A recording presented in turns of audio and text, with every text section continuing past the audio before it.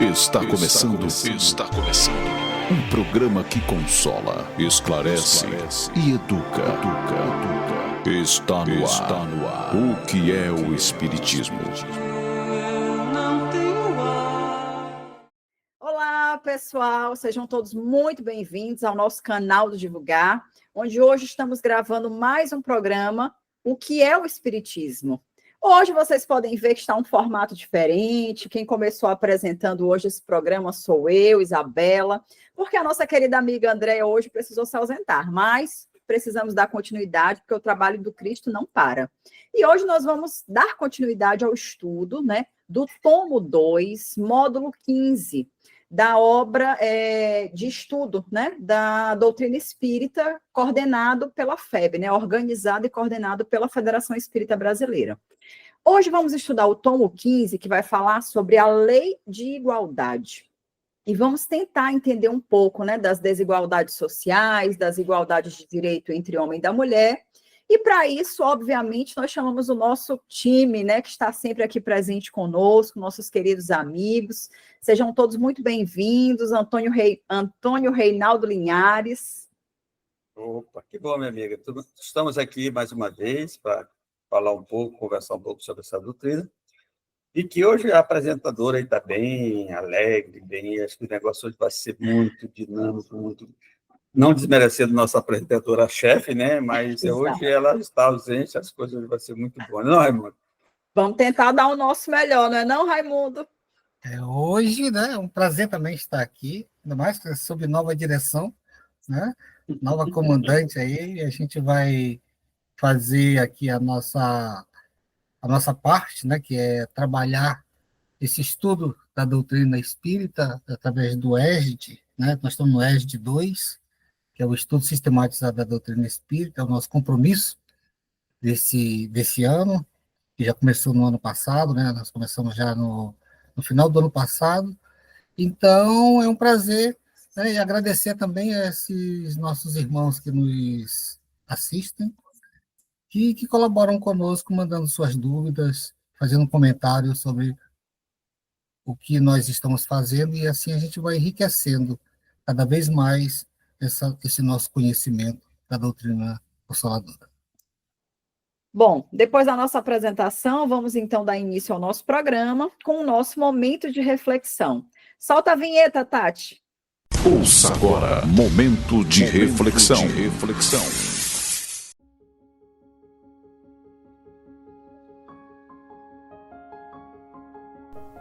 Mensagem número 32 do livro Agenda Cristã. Mensagem ditada por André Luiz a Francisco Cândido Xavier. Título da mensagem: Sinais. Sua conversação dirá das diretrizes que você escolheu na vida. Suas decisões nas horas graves identificam a posição real de seu espírito. Seus gestos na luta comum falam de seu clima interior. Seus impulsos definem a zona mental em que você prefere movimentar-se. Seus pensamentos revelam suas companhias espirituais. Suas leituras definem os seus sentimentos. Seu trato pessoal com os outros esclarece até que ponto você tem progredido. Suas solicitações não são luz sobre os seus objetivos. Suas opiniões revelam o verdadeiro lugar que você ocupa no mundo. Seus dias são marcas no caminho evolutivo. Não se esqueça de que compactas assembleias de companheiros encarnados e desencarnados conhecem-lhe a personalidade e seguem-lhe a trajetória pelos sinais que você está fazendo. E agora, então, vamos começar a nossa roda de conversa. A partir desse momento, você acompanha a nossa roda de conversa. O Espiritismo em Debate. Gente, vamos então dar início, né, ao nosso momento aqui de debate. E eu acho que a primeira pergunta, quando a gente vai falar sobre lei de igualdade, né, seria: Qual é a origem, né, das desigualdades sociais, segundo a doutrina espírita, né? Será que as desigualdades que a gente vive são obras de Deus? Será que são obras do homem? Quem é o responsável por essa desigualdade? Eu vou convidar Raimundo para começar trazendo aí os textos, né, da doutrina espírita. O que é que a gente começa, né, a esmiuçar, a entender sobre isso, Raimundo? Olha, as desigualdades sociais são obra dos homens e não de Deus. As desigualdades sociais surgem da falta de evolução moral e espiritual da humanidade. A ganância, a corrupção e a falta de solidariedade são fatores que contribuem para a existência de desigualdades entre os indivíduos. Cada um colhe aquilo que planta, ou seja, as desigualdades sociais são resultado das ações e escolhas feitas pelos próprios indivíduos ao longo de suas vidas. Assim, a doutrina espírita defende a importância da evolução espiritual e moral do ser humano como forma de combater as desigualdades sociais, através da prática da caridade, da solidariedade e do amor ao próximo. É possível superar as diferenças e construir uma sociedade mais justa e igualitária. Reinaldo, o que a gente poderia falar? Será que Deus tem alguma participação aí nessas desigualdades que a gente vive, que a gente tem hoje no mundo? Não. Eu digo não porque Deus, primeiramente, Deus quer o bem de todos. A partir da hora que Deus quer o bem de todos nós, ele não vai criar uma sociedade, vamos dizer assim, desigual. Há uma desigualdade um pouco diferente do que a gente vê hoje, tá? Perante a Deus, digamos, a desigualdade intelectual, mas a desigualdade de saber, mas a desigualdade social não é coisa de Deus. A desigualdade que impera hoje é uma coisa do homem em função de quê? De dois defeitos que nós ainda temos, que é o egoísmo e o orgulho. Isso nos leva, pelo nosso egoísmo, pelo nosso orgulho, leva a gente a ser pessoas desiguais. Então, Deus não tem nada disso. Deus nos criou para sermos bons, para praticar o bem, para todos nós, todos somos criados iguais, com os mesmos propósitos. Então, Deus não é causador, ele não tem culpa, a culpa que ele tem é que ele tem nos criado e nos dando todas as possibilidades de praticar aquilo que nós achamos melhor. Ele nos deu a liberdade de praticar aquilo que acharmos melhor. Então, em função do nosso livre-arbítrio. E, às vezes, a gente usa mal esse dom e, quando usamos mal, cometemos equívoco, e aí nós criamos essa desigualdade que existe no nosso planeta. Eu acho que quando eu cheguei, gente, na doutrina espírita, eu queria falar um pouco desse relato. Isso era um questionamento que eu tinha muito grande, né? Poxa, por que o mundo é tão desigual? Por que as coisas são tão desiguais, né? Mas quando a gente começa a estudar um pouco a doutrina espírita, entende que Deus criou a todos iguais, simples e ignorantes, e cada um vai traçando o seu caminho. No evangelho que a gente fazia pouco antes, né, dessa gravação, nós conversávamos e discutíamos um pouco sobre essa questão da evolução de cada um, né? Cada um tem um tempo diferente, espíritos que vieram antes, espíritos que estão sendo criados hoje, e esse processo é individual para cada um. Então, nós vamos formando o mundo que a gente vive, né? Ele é resultado ali da experiência de espíritos diversos, e nós fazemos parte disso. Então, quando a gente fala sobre essa coisa de desigualdade, não tem como dizer que é obra de Deus por razões que o Raimundo e que o Reinaldo já colocaram. Primeira de todas, né? Deus é um Pai misericordioso e bom. Então, se ele é um Pai misericordioso e bom, nunca que ele nos daria algo que não fosse positivo. Mas nós entendemos que existem vários caminhos para a gente aprender, para a gente evoluir, para a gente crescer. E o primeiro deles que se apresenta sempre na nossa vida é o caminho do amor, não é o caminho da dor. Então, esse caminho, né, das desigualdades é um caminho que às vezes se apresenta por conta de más condutas que tivemos. E aí precisamos, então, dessa estrada da desigualdade para conseguir compreender certas coisas. Mas então, isso já deixa claro, não é uma criação de Deus, e sim uma criação do homem. Somos nós que proporcionamos isso para nós mesmos. Eu sei que às vezes é uma coisa difícil de encarar, né? Porque a gente consegue achar que fazemos as coisas boas, mas as ruins a gente sempre acha que é culpa de outra pessoa. Mas a gente vai percebendo com o estudo da doutrina espírita que é uma responsabilidade nossa também. Eu não digo culpa, mas responsabilidade eu acho que é uma palavra mais apropriada para isso, né? E aí, entendendo um pouco mais, compreendendo, então não é Deus, a gente poderia então dizer que qual seria a causa primária para tantas calamidades e aflições sociais que a gente vive no nosso planeta? Será que teria uma causa inicial para tudo que vai acontecendo como calamidade? O que seria? As dificuldades enfrentadas pela humanidade estão diretamente ligadas ao processo de evolução espiritual, né? Então, as adversidades são resultado do desequilíbrio moral e espiritual dos indivíduos, que geram consequências coletivas e individuais. Através da lei do progresso, cada ser humano é responsável por suas ações e seus pensamentos, que determinam o rumo de sua jornada terrena e espiritual. Nesse sentido, a causa primária das calamidades sociais é a falta de amor, amor ao próximo, a solidariedade e a compaixão. O egoísmo, a ganância e a desigualdade são fatores que contribuem para a perpetuação do sofrimento humano.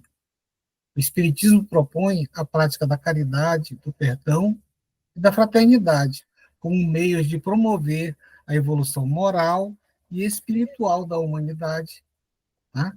E através da reforma íntima e do desenvolvimento da consciência, é possível superar as aflições sociais e alcançar um mundo mais justo e solidário, né?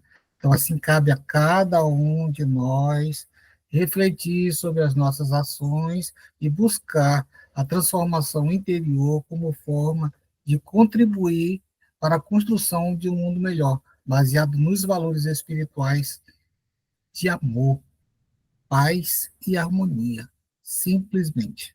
Sim. É. Quando Raimundo, eu vou começar falando para não ficar sempre a mesma sequência. tá. Uma coisa que eu fiquei pensando, Reinaldo, sobre essa fala do Raimundo é assim: as coisas são simples, mas a gente complica, né? Porque, tipo assim, olha, a gente teve lá os 10 mandamentos com Moisés. Aí Jesus foi lá e simplificou tudo numa coisa que é muito fácil de ser compreendida por qualquer pessoa. Mas 2000 anos depois, a gente ainda não consegue exercer essa prática, né? Então, o Raimundo colocou, olha, a causa inicial para todos esses problemas de desigualdade é porque nós não conseguimos exercer o amor ao próximo. É uma coisa simples, amar a outra pessoa, entender a outra pessoa, mas no fundo, a gente não quer. Hoje mesmo, eu conversava com uma paciente, e olha só como esse diálogo, e é um diálogo que eu poderia relatar que quase todo dia, em formatos diferentes, eu tenho com as pessoas.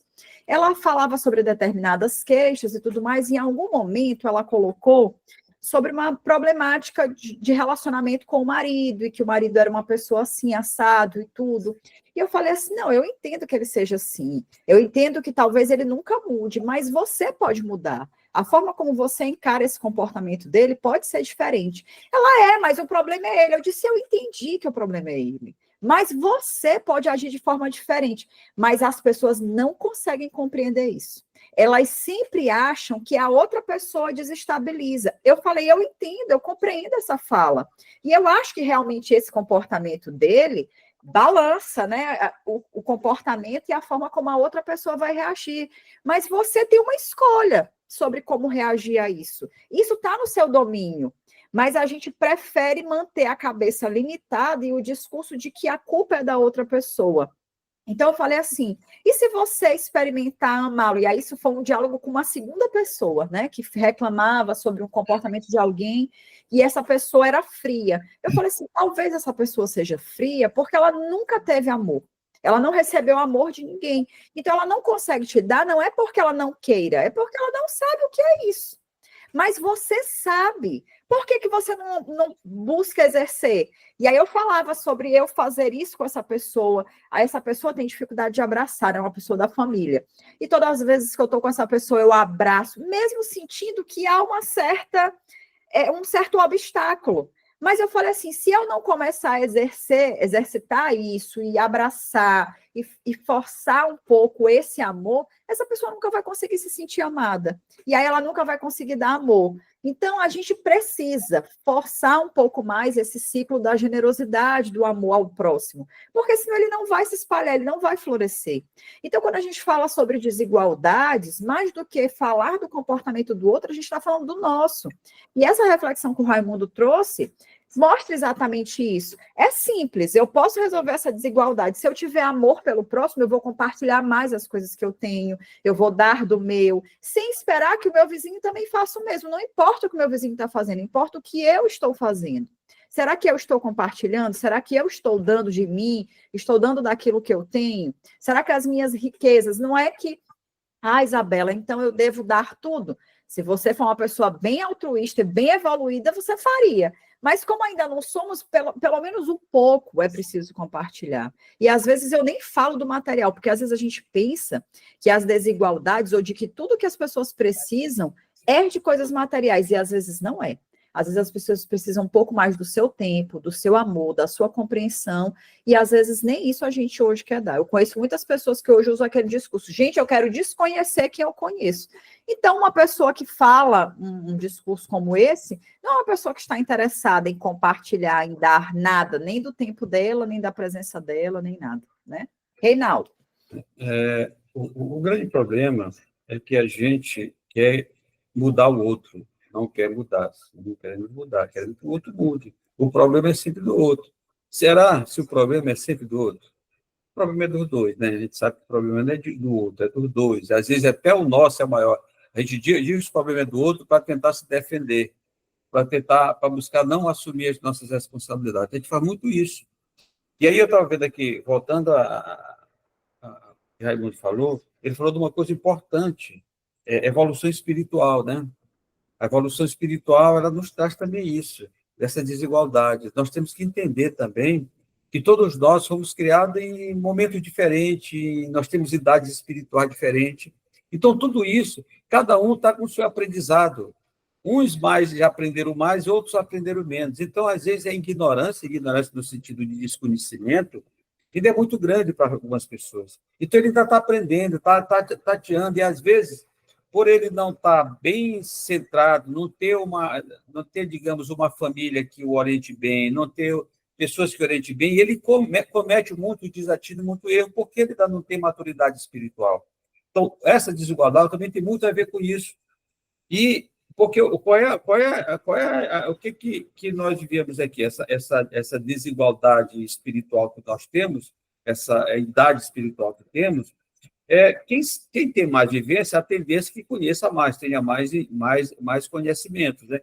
Então, a tendência é que uns fiquem ensinando outros, uns ajudando os outros. E aí, a gente, por desconhecer algumas verdades, ou quase que todas as verdades, a gente deixa de ajudar, a gente não presta atenção àquele que está fazendo coisa errada, e ir lá estender a mão, como Isabela colocou, como o Raimundo colocou, estender a mão, ajudar, ensinar ele a fazer direito, mostrar para ele qual é o melhor caminho que criar.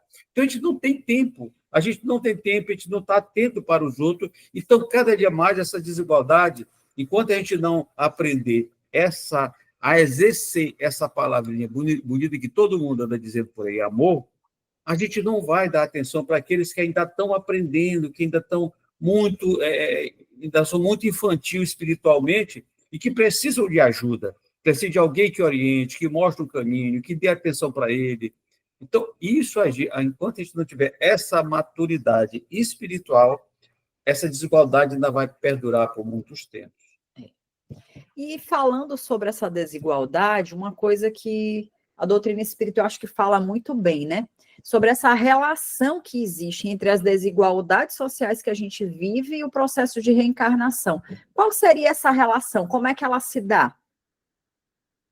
A desigualdade social é vista como resultado das ações e decisões tomadas por indivíduos ao longo de várias vidas. As condições de vida das pessoas são influenciadas por suas ações passadas e pelo progresso espiritual que alcançaram. Dessa forma, a desigualdade social é vista como uma consequência das experiências e aprendizados de vidas anteriores. A ideia de que as pessoas nascem em situações socioeconômicas diferentes devido às ações passadas pode gerar reflexões sobre a forma de como lidamos com a desigualdade social. Em vez de atribuir a desigualdade a questões exclusivamente materiais, o Espiritismo nos convida a considerar o componente espiritual e moral por trás das diferenças sociais.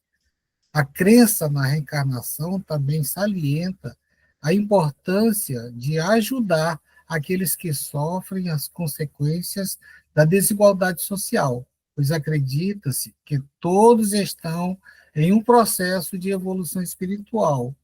Portanto, buscar soluções para reduzir a desigualdade social não é apenas uma questão de justiça social, mas também uma oportunidade de contribuir para o crescimento espiritual de todos.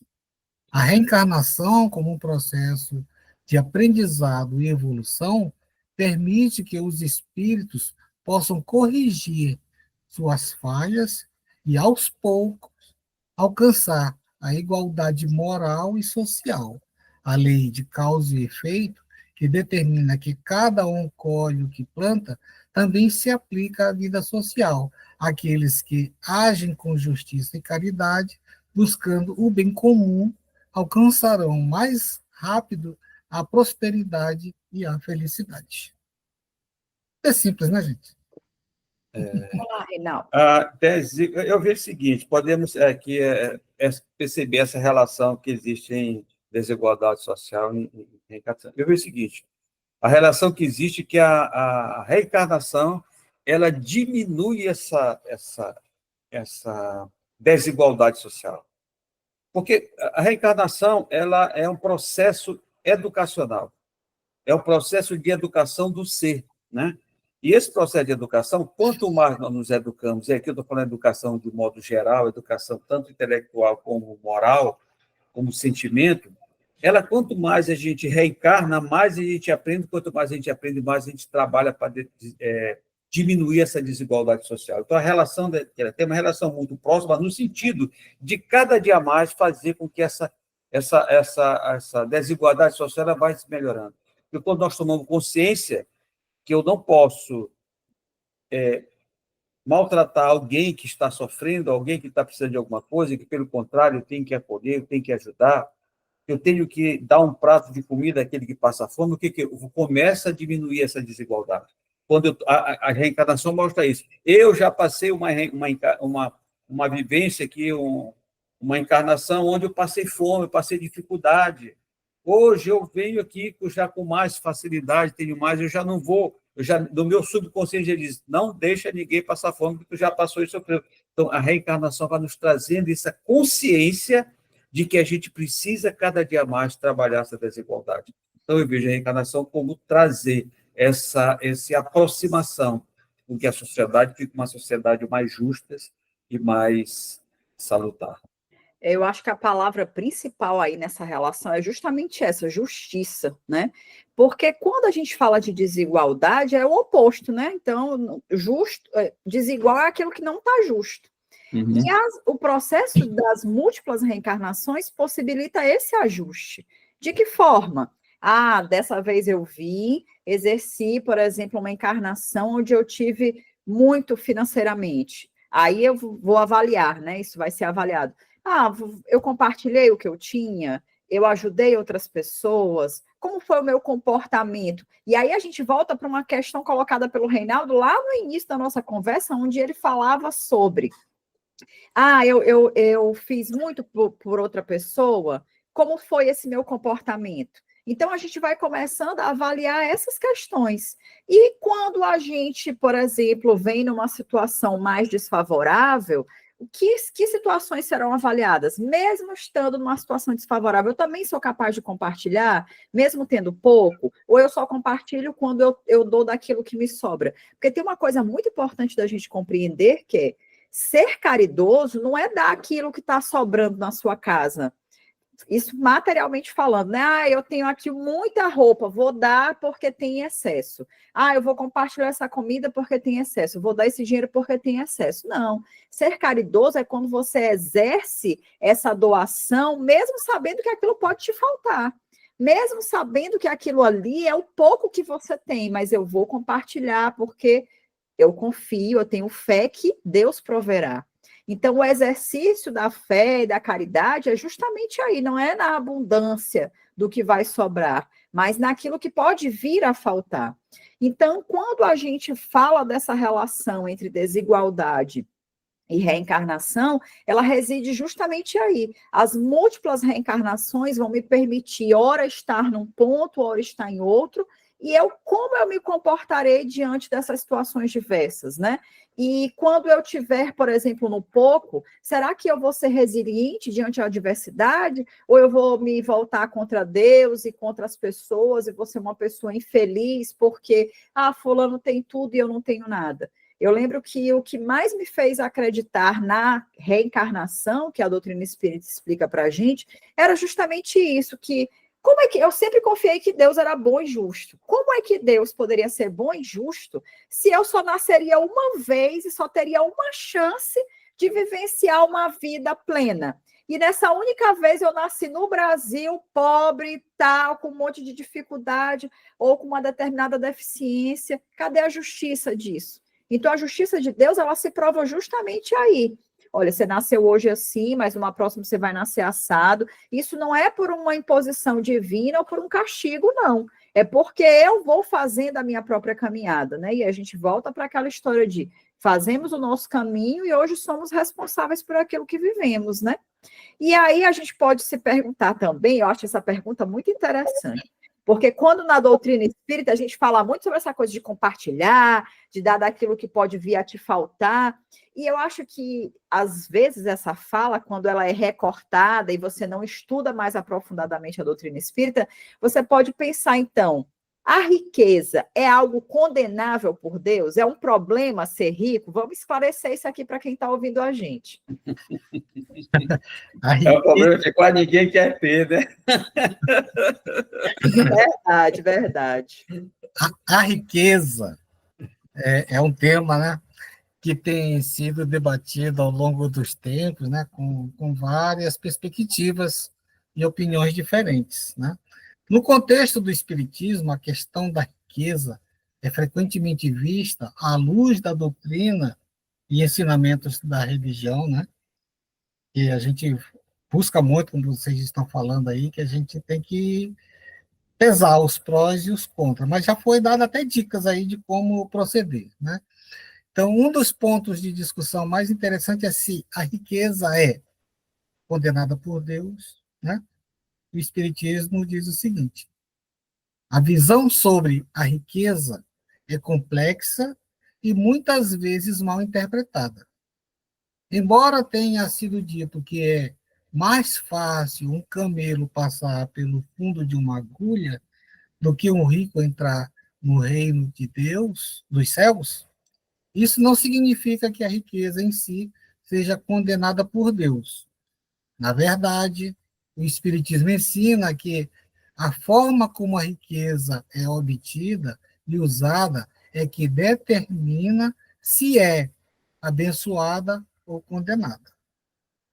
O Espiritismo enfatiza a importância de usar a riqueza de maneira responsável e altruísta. A acumulação de riqueza não é vista como um objetivo em si, mas sim como uma ferramenta para ajudar a promover o bem-estar de todos e contribuir para o progresso espiritual. Além disso, a forma como a riqueza é adquirida também é crucial. O Espiritismo ensina que a ganância, a exploração e o enriquecimento à custa dos outros são atitudes condenáveis aos olhos de Deus. Assim, a visão do Espiritismo sobre a riqueza é mais complexa do que uma simples condenação ou aprovação. É sobre o uso responsável, altruísta e ético da riqueza em linha com os princípios espirituais e morais da religião, né? Portanto, a riqueza não é condenada por Deus no Espiritismo, desde que seja obtida e utilizada de acordo com os princípios éticos e morais.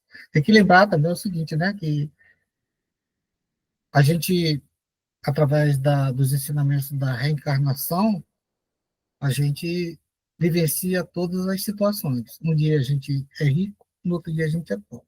Exato. Não esqueçamos disso. Reinaldo. Ainda vou ser rico um dia.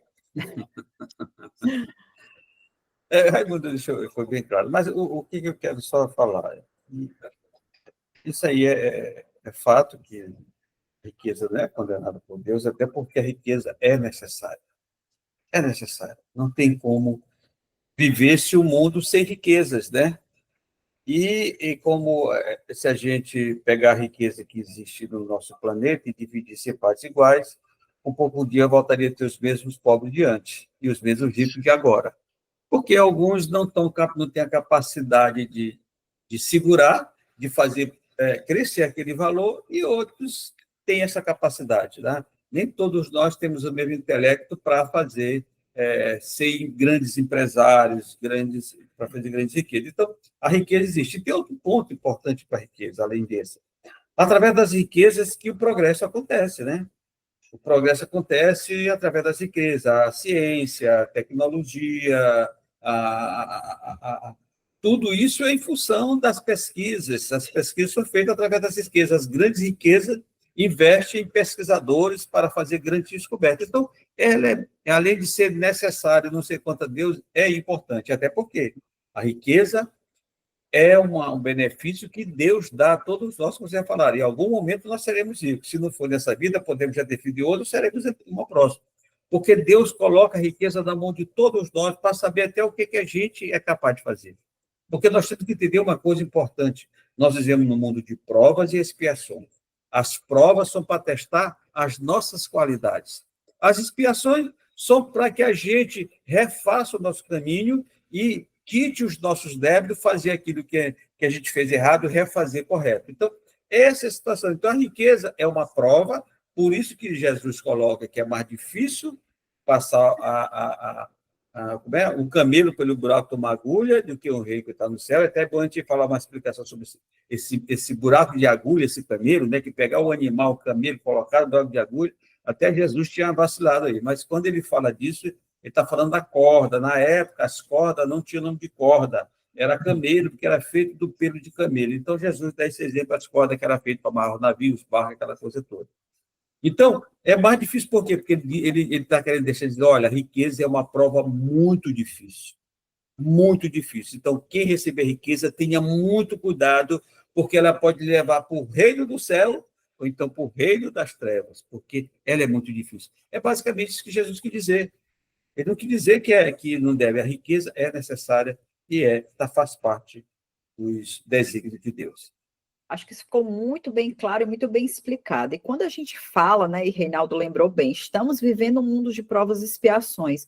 E a gente se perguntaria, depois a gente vai ali para um mundo de transição, depois para um mundo ditoso ou feliz, né, até a gente chegar nos mundos celestiais. E aí eu perguntaria, será que as desigualdades desaparecerão algum dia? Ou ela nos perseguirá nos próximos mundos? Como é que fica isso, Raimundo? Eis a questão. As desigualdades sociais têm sido uma questão persistente ao longo da história da humanidade. A disparidade de oportunidades, acesso a recursos e direitos tem perpetuado a divisão entre as classes sociais. As desigualdades sociais são o resultado das ações e escolhas individuais ao longo das múltiplas encarnações. A reencarnação proporciona a cada indivíduo a oportunidade de evolução espiritual, aprimorando-se em virtude e sabedoria. Dessa forma, as desigualdades sociais são reflexo das diferentes etapas evolutivas pelas quais os espíritos passam.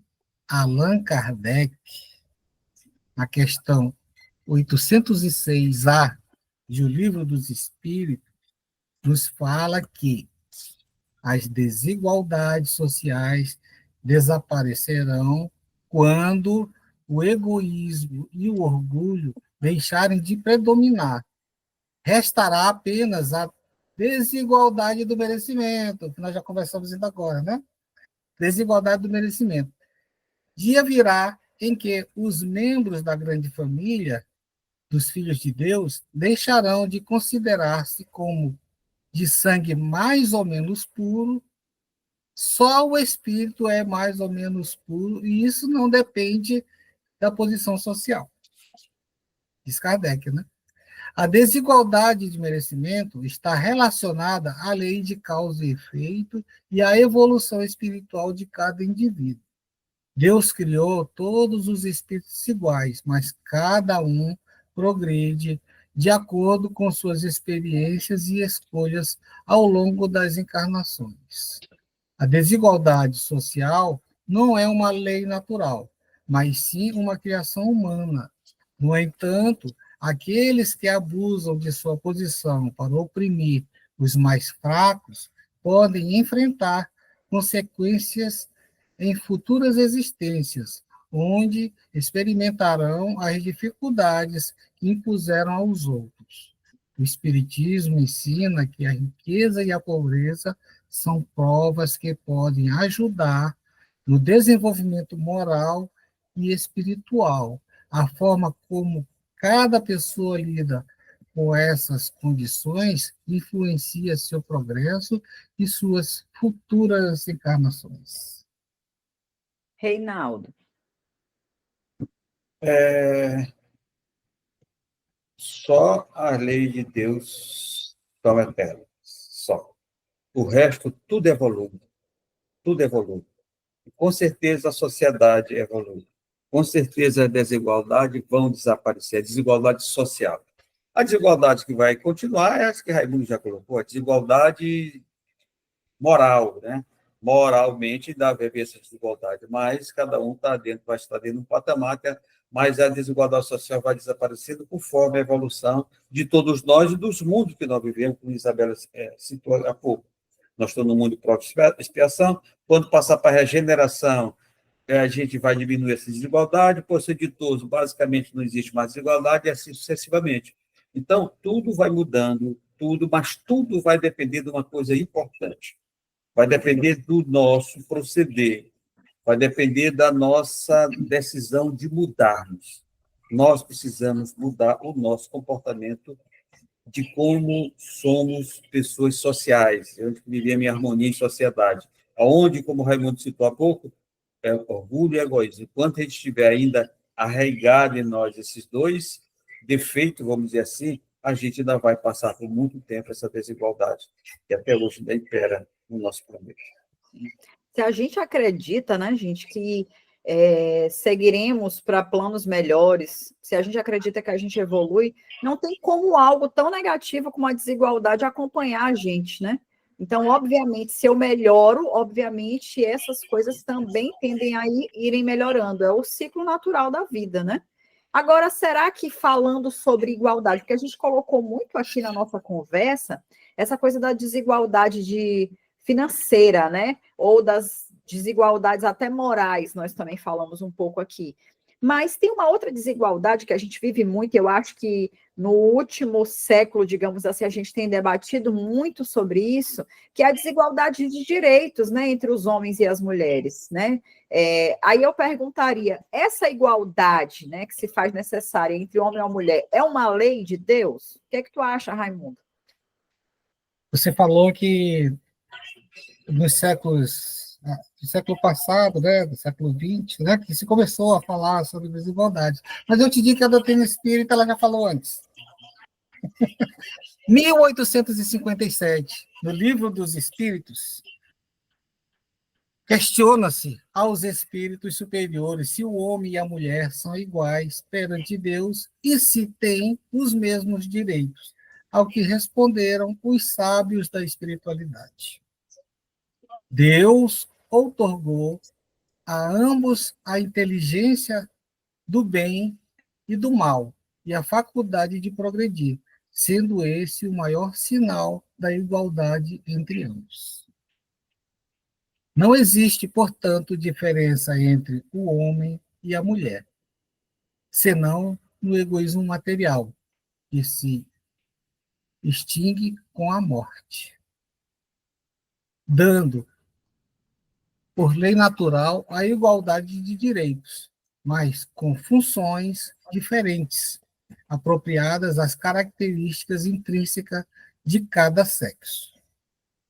As injustiças e desigualdades são temporais, sendo todo o privilégio dado a um ou outro contrário à justiça de Deus, né? A emancipação feminina segue progresso de civilização, sendo a sua subjugação ainda resquício da barbárie. Allan Kardec, com a doutrina espírita, a igualdade da mulher não é mais uma simples teoria especulativa. Já não é uma concessão de força à fraqueza, mas direito fundado nas próprias leis da natureza. Dando a conhecer essas leis, o Espiritismo abre a era da emancipação legal da mulher, como abre a da igualdade e da fraternidade. Enquanto o feminismo ainda nem existia como expressão social, mas somente através de poucas vozes isoladas do mundo, Allan Kardec, ao expor a doutrina, torna-se um dos primeiros feministas a consagrar a desigualdade de direito entre homens e mulheres. Na Revista Espírita, de janeiro de 1866, ele faz uma leitura histórica das discussões em torno do valor da mulher, abordando desde os debates que ocorreram nos concílios religiosos sobre a existência ou não da alma das mulheres, que absurdo, né? Até os debates políticos e econômicos, atestando a incapacidade intelectual e moral atribuída a elas. Cita um antigo escritor que afirmou e qualificou a mulher como, aspas, instrumento de prazer do homem, fecha aspas. Desse preconceito nasceu a sua inferioridade legal, ainda não apagada definitivamente em nossos códigos. O progresso das luzes, aos poucos, resgatou a mulher dessa condição, emancipando-a não só moralmente, mas também igualmente, com fatos que aconteceram, como disse Isabela, ao longo do século XX. Apesar de hoje ainda existirem regiões e religiões que continuam vendo a mulher como um ser inferior abaixo do homem. Né? Aí a gente também faz um adendo aqui, que lá na doutrina espírita fala que existia uma diferença, né? Existia uma diferença da força da mulher e tal, com a força dos homens, né? Então, isso tornaria ela enfraquecida diante do homem, né? Mas a doutrina, ela acompanha o desenvolvimento da ciência, não é isso? Então, hoje, a gente vê as mulheres fazendo coisas que só os homens faziam antigamente. Mas o progresso da ciência, como eu disse, trouxe o quê?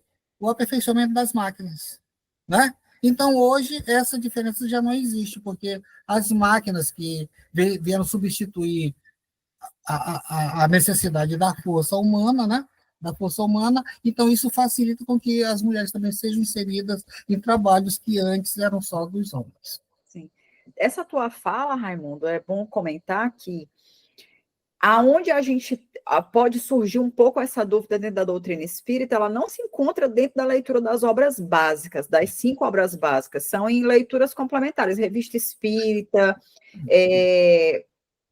como é que se diz, obras póstumas, é onde você tira textos que ainda não tinham sido previamente aprovados, né, por Kardec, pelos espíritos, para que fossem, digamos assim, publicados. Eram momentos testes, então existem ali, sim, algumas falhas, algumas coisas colocadas de forma equivocada, mas não dentro das obras básicas. Uma coisa interessante que eu gostaria de ressaltar dentro das obras básicas, porque eu lembro que foi uma coisa que me chocou positivamente, na leitura do livro A Gênesis, né? Tanto a Gênesis do Antigo Testamento quanto a Gênesis de Kardec.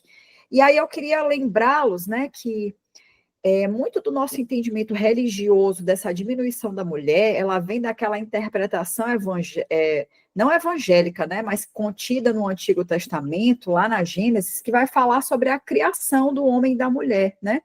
E aí, lá nessa Gênesis, a gente vai ver, né, que é dito que, então o Senhor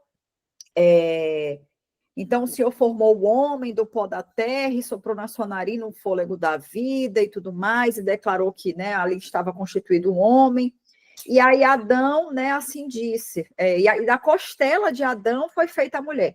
Disso, eu digo por mim, né, que tive outra religião antes da doutrina espírita, e a minha interpretação sobre essa passagem era muito poxa, temos ali alguma certa inferioridade, porque se fôssemos iguais, também teríamos sido criadas iguais, e não da costela, porque a interpretação que sempre me foi feita era de que seríamos então inferiores por termos sido feitas de uma pequena parte, não do todo, né? Não termos sido feitas independente, igual o homem foi independente. Mas lá no livro A Gênesis de Kardec, olha só que coisa interessante e necessária da gente refletir.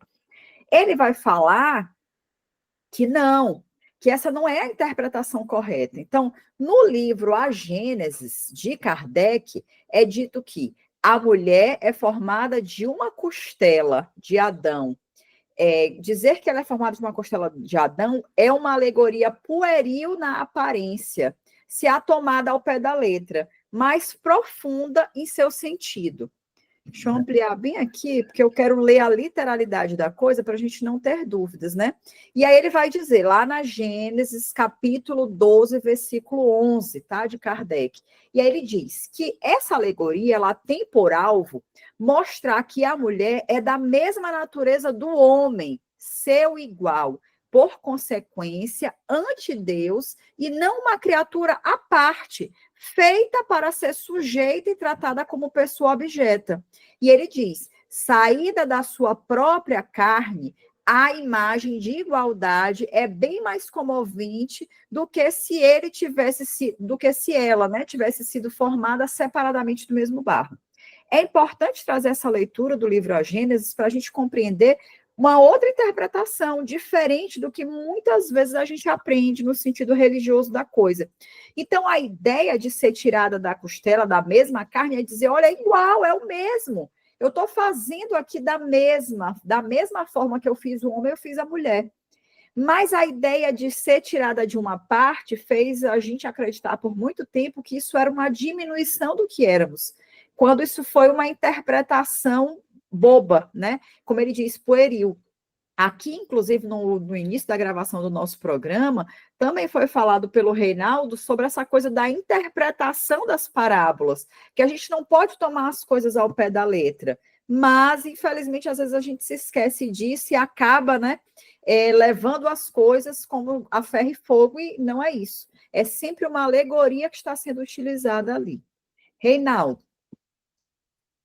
Só para complementar um pouquinho o que vocês falaram, eu vou ler só um pouquinho aqui, dois itens aqui do livro do Espírito, até ficar bem claro. Até aquela fala de Raimundo, é a questão 819 e 820.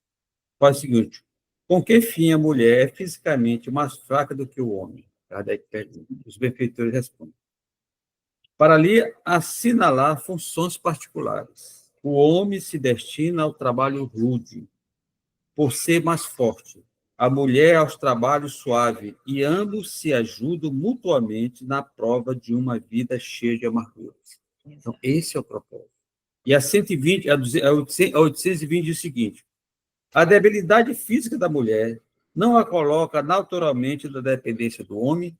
Ele diz o seguinte: Deus deu força a uns para proteger o fraco e não para escravizar. Então, os Espíritos já deixam muito claro: a mulher tem a sua fragilidade aparente, né? Que é uma fragilidade aparente, digamos, a fragilidade dela é física, para ela cumprir uma determinada missão. Ela tem uma função diferente da do homem. Tá? Mas se o homem é mais forte, mas tem que fazer esse trabalho mais pesado, mais rude, e as mulheres esse trabalho mais suave. Mas ele fez isso para se completarem, não para escravizarem. Então, deixa bem claro. Tem outra coisa importante.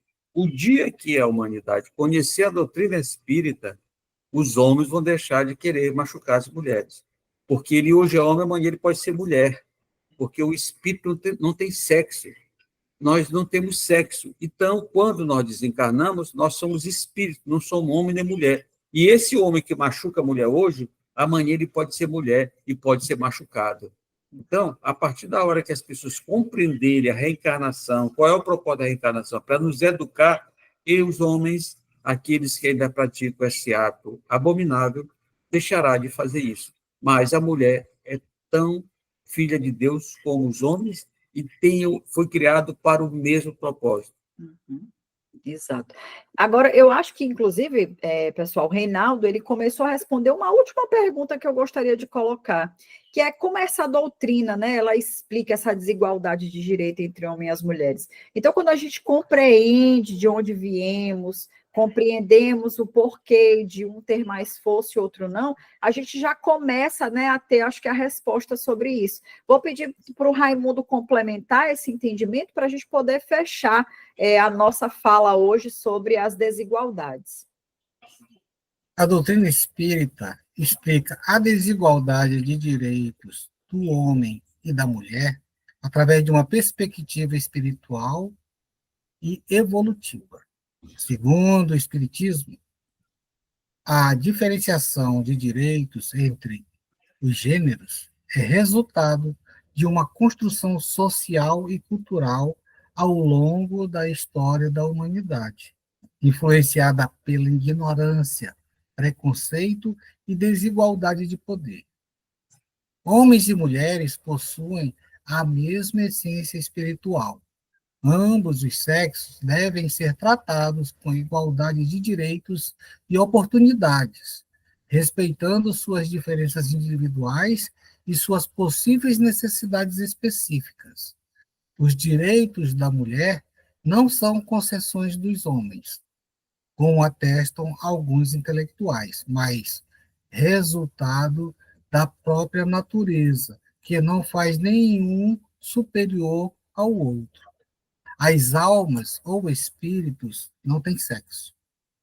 Quando elas encarnam, ou seja, revestem-se temporariamente do envoltório carnal, este lhes é uma pesada vestimenta que a morte as desembaraça. Mas é nesse invólucro material, em contato com o mundo material, que ocorre o progresso individual e material do mundo que habitam. A cada encarnação, a alma chega mais desenvolvida, traz novas ideias e conhecimentos adquiridos nas existências anteriores. Assim, se efetivou o progresso dos povos. Os homens civilizados de hoje são os mesmos que viveram a Idade Média e nos tempos da barbárie e que progrediram. Os espíritos evoluem pelos trabalhos que realizam e pelas provas que devem sofrer. Para progredir em todas as áreas do conhecimento, cada um é chamado aos mais diversos trabalhos e aos diferentes gêneros de prova. Por isso, atualmente, nascem na condição de ricos ou pobres, senhores ou servos, poderosos ou subalternos. é com o mesmo objetivo que os espíritos se encarnam em sexos diferentes. Aquele que foi homem poderá renascer mulher e vice-versa, a fim de realizar os deveres de cada uma dessas posições e sofrer-lhes as provas necessárias ao progresso. As diferenças orgânicas e psicológicas são características da personalidade, atribuídas aos deveres especiais que cada um deve exercer, completando-se um ao outro. Ao homem, pela força muscular e pela racionalidade, cabem trabalhos mais rudes. As mulheres, pela delicadeza das formas, sensibilidades apuradas e finura das sensações, características apropriadas aos trabalhos mais leves e particularmente essenciais à maternidade. Os espíritos superiores responderam a Kardec que Deus otorgou a ambos a inteligência do bem e do mal e a faculdade de progredir, sendo esse o maior sinal de igualdade entre ambos. Não existe, portanto, diferença entre homem e a mulher, senão no organismo material, que se extingue com a morte, dando por lei natural a igualdade de direitos, mas com funções diferentes apropriadas às características intrínsecas de cada sexo. As injustiças e desigualdades são temporais, sendo todo privilégio dado a um ou outro contrário à justiça. A emancipação feminina segue o progresso da civilização, sendo a sua subjugação ainda resquício de barbárie. Afirma Kardec. Com a doutrina espírita, a igualdade da mulher não é mais uma simples teoria especulativa. Já não é uma concessão de força à fraqueza, mas direito fundado nas próprias leis da natureza. Dando a conhecer essas leis, o Espiritismo abre a era da emancipação legal da mulher, como abre a da igualdade e da fraternidade. Bom, gente, eu acho que diante dessas colocações fica claro, né? Sobre as igualdades de direito do homem e da mulher. Eu acho que os meninos buscaram ali dentro das obras básicas esse entendimento, mostrando, né, as diferenças que existem entre homens e mulheres. Existem sim, existe uma desigualdade física e tudo mais, porém, hoje, né, com a evolução do mundo, da tecnologia e tudo, a gente vai adaptando as coisas e a gente percebe a mulher ocupando lugares que antes não ocupava, né? E como isso vai nos colocando em posições de igualdade. E entendemos que as diferenças não nos fazem desiguais, são apenas diferenças, né? Tanto que eu gostaria de ressaltar uma fala contida no livro Boa Nova, do Humberto de Campos, que no capítulo 22 tem uma conversa entre Jesus e um dos seus apóstolos, onde os apóstolos perguntam assim: Jesus, quereis dizer então que a mulher é superior ao homem? Porque Jesus está enaltecendo ali muito a mulher, né, naquela fala. Na sua missão terrestre, então a mulher é superior na missão terrestre?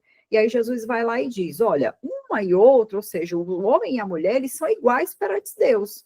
Mas ele ressalta: todavia, a mulher recebeu a sagrada missão da vida.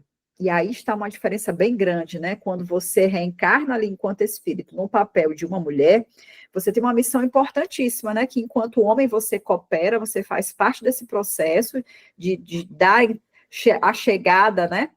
Digamos assim, a um espírito através ali do espermatozoide, mas o carregar, né, esse fardo, ele cabe, essa missão, melhor dizendo, ela cabe à mulher, né? Só a mulher pode fazer esse exercício. Então, só quando viemos como mulher que podemos exercer essa missão tão sagrada. E eu acho que depois dessa reflexão e desse entendimento, acho que a gente pode dar por encerrado o nosso programa de hoje. Claro que sentimos muita falta da Andréia, não cumprimos da mesma forma, amiga, você fez muita falta aqui hoje, mas a gente cumpriu a nossa missão aqui diante da doutrina espírita, diante desse trabalho do Evangelho, junto ao Cristo, E esperamos que você tenha gostado, que possamos contar com o seu like, com a sua curtida, que você retorne na próxima semana, onde lançaremos mais um programa, O que é o Espiritismo? E trazendo mais um capítulo, né, do estudo sistematizado da doutrina espírita, organizado, né, roteirizado pela FEB. Vou deixar aqui os nossos amigos se despedirem. Muito obrigado, Reinaldo, pela sua participação aqui hoje. Eu que agradeço mais uma vez a companhia dos meus amigos aqui, meus amigos queridos. Realmente, nossa amiga fez falta, mas cumprimos o nosso papel. Espero que ela goste do nosso trabalho e que os nossos internautas também, que a gente tenha levado algum esclarecimento sobre essa desigualdade, que leve a eles algumas reflexões importantes. Exato. Até a próxima. Raimundo. Eu que agradeço também essa oportunidade de a gente estar aqui juntos. E eu sou eternamente grato a Deus por ter me dado a oportunidade de conhecer essa doutrina, que nos esclarece, que nos consola, né? Que nos dá esse impulso para que a gente possa realmente entender o que é a vida, né? O que é a vida. E eu fico assim, hoje eu estava fazendo uma reflexão que a gente está vendo muito o pessoal falando de feminicídio, né? Feminicídio, maus tratos do homem em relação às mulheres, né? E eu estava lembrando que a gente tem facilidade para esquecer que nos primeiros 6 meses de vida a gente é parte desse ser feminino, né? É parte desse ser feminino. Então, em respeito a toda essa situação, toda essa oportunidade que é dada da gente vir no corpo feminino para procriar, para auxiliar, né? Para estar ali ao lado, né? De quem vai prover, como antigamente era, né? Hoje não, hoje é igual, hoje tem muitas mulheres que estão provendo as suas famílias, que até a maioria, no Brasil é a maioria até, entendeu? Que a gente pudesse fazer uma reflexão sobre isso, sobre essa oportunidade que a gente tem de estar aqui encarnado, né? E que a gente possa refletir sobre essa igualdade, né? Eu só tenho a agradecer. Muito obrigado, meninos. Foi um prazer estar aqui hoje, um pouco mais à frente do programa. E esperamos você, né? Que você tenha uma ótima semana e até a próxima. Beijo a todos e até lá. Você ouviu o que é o Espiritismo? Asas para voar.